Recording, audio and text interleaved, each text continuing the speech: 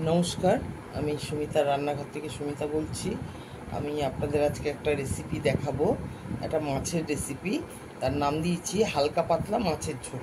দেখুন আমি কিভাবে করেছি। আচ্ছা, প্রথমে আমি কাটা মাছ ভালো করে ধুয়ে নুন হলুদ মাখিয়ে ভেজে তুলে রেখেছি। এবার আমি সেই তেলেই গোটা জিরে তেজপাতা ফোড়ন দিয়েছি। দিয়ে এইবার আলু, টমেটো, বিনস এই তিনটে আমি কেটে নিয়েছি।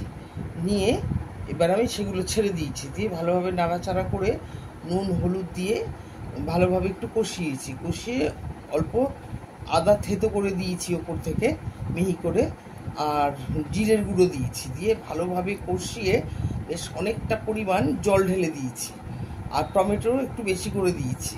দিয়ে এবার ভালোভাবে জলটা ঢেলে দিয়ে আমি ঢেকে দিয়েছি।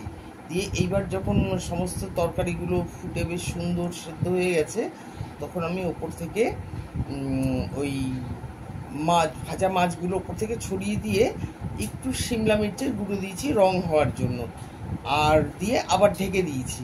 এবার ঢাকা তুলে দেখে নিয়েছি যে পুরো ঝোলটা সুন্দরভাবে তৈরি হয়ে গেছে। বেশ পাতলাও না আবার বেশি ঘনও না, এরকম পরিমাণে ঝোলটা আমি রেখেছি।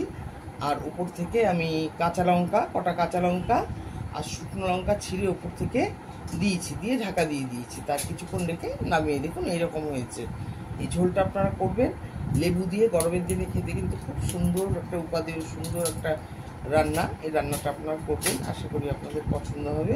আর আপনারা আমাকে লাইক দেবেন, শেয়ার করবেন, সাবস্ক্রাইব করবেন। আমার অসংখ্য শুভেচ্ছা ও ভালোবাসা নেবেন। নমস্কার।